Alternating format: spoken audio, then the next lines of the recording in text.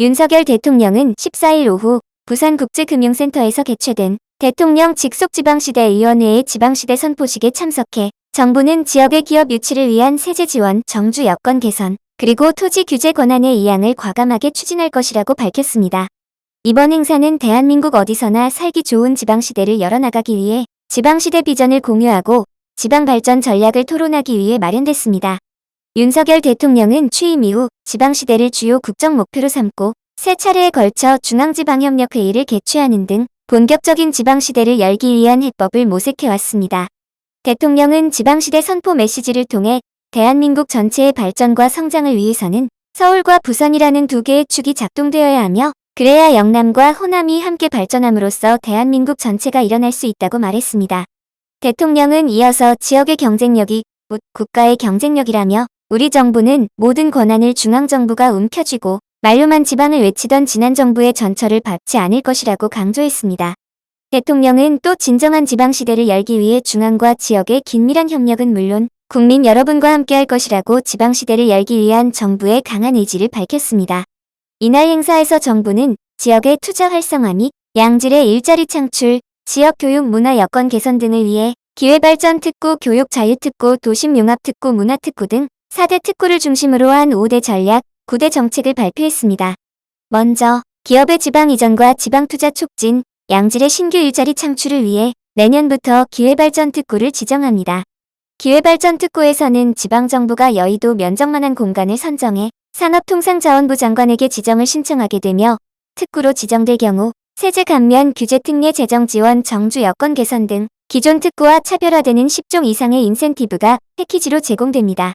그간 수도권 기업의 지역 이전과 투자 확대에 걸림돌로 지목됐던 법인세, 양도세, 가업 상속세 등에 대한 파격적인 혜택이 기회발전 특구에 주어집니다. 기업인들이 세금 걱정 없이 지방에서 자유롭게 경영활동을 영위할 수 있게 돼 기업 경쟁력이 한층 높아질 것입니다. 기업 규제도 지방정부가 직접 나서 규제 특례 방안을 기획하고 획기적으로 개선해 나갈 수 있도록 했습니다. 기회발전 특구와 스타트업 클러스터 조성을 연계해 지역 청년의 창업을 활성화하고 대기업과 스타트업 간 협력도 증진해 나갈 계획입니다. 둘째, 지방 공교육 혁신과 지방대학 육성을 통해 지역 인재 양성을 추진하는 교육 자유특구를 금년 하반기부터 시범적으로 추진합니다. 교육 자유특구는 중앙정부, 지자체, 교육청, 대학, 지역기업, 지역 공공기관 등 지역 산업교육 생태계 주체들이 협력해 지역 공교육 혁신 지방 인재 양성 정주 지원을 종합적으로 제공하는 프로그램입니다. 정부는 지역 교육에 대한 지방정부의 권한과 책임을 대폭 확대하고 시도교육청과 지방정부가 주도적으로 지역 맞춤형 교육 발전을 추진할 수 있도록 교육 규제 해소 등을 지원할 방침입니다. 아울러 라이즈와 글로컬 대학 프로그램과의 연계를 통해 지역과 대학의 동반 성장을 유도해 나갈 계획입니다. 지역에서는 중고교의 공교육이 한층 탄탄해지고 지방대 또한 과거의 지역 명문대로서의 명성을 되찾게 될 것으로 기대됩니다. 셋째, 지역판 판교 테크노밸리 사업인 도심융합특구 조성에 적극 나섭니다. 도심융합특구는 쇠퇴해가는 지방 대도시 도심 지역을 청년들이 선호하는 직주악이 집약된 복합거점으로 조성하기 위해 도시건축 규제 완화, 청년 창업, 인재 양성 교육 프로그램을 종합적, 체계적으로 지원하게 됩니다. 도심융합특구는 도시 외곽에서 추진됐던 지금까지의 지역개발과는 달리 KTX나 지하철 역세권 등 교통이 편리한 도심지를 중심으로 조성해 지방에도 판교 테크노밸리와 같은 공간이 여러 개 조성될 수 있도록 하는 프로젝트입니다. 올 하반기에 도심융합특구 조성 및 육성에 관한 특별법이 제정되면 내년부터 지방 5대 광역시를 중심으로 지역별 특색에 맞는 도심융합특구 사업을 추진할 방침입니다.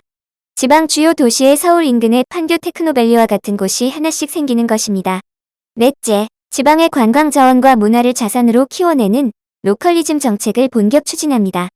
오는 12월에 7개 권역, 13개 대한민국 문화도시를 지정해 문화향유 프로그램 개발, 문화공간 조성, 지역별 문화 콘텐츠 생산, 문화인력 양성 등의 3년간 도시별로 최대 200억 원을 지원합니다. 이와 함께 지방의 자원문화 특성과 혁신적 아이디어를 접목한 지역가치 창업가를 발굴하고 지역 대표 기업인 로컬 브랜드도 육성해 지역 문화 콘텐츠 생태계를 풍부하게 구축해 나갈 것입니다.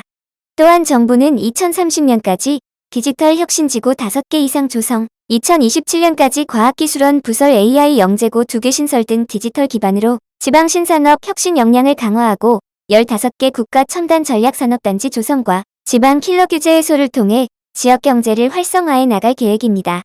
이날 기업 대표, 청년 농어업인, 학부모 등 200여 명이 참석해 지방시대 해법을 모색하기 위한 활발한 토론이 이뤄졌습니다. 지방정부에서도 17개 시 도지사, 17개 시도 교육감, 지방 4대 협의회장 등이, 중앙정부에서는 기획재정부, 교육부, 과학기술정보통신부, 행정안전부, 문화체육관광부, 농림축산식품부, 산업통상자원부, 보건복지부 등 관계부처장 차관이 토론에 참여했습니다. 국민의힘 김기현 대표, 윤재옥 원내대표, 박대출 정책위의장 등과 이관섭 국정기획수석 비서관 등이 참석해 본격적인 지방시대를 열기 위한 핵심 정책 과제를 심도 있게 논의했습니다.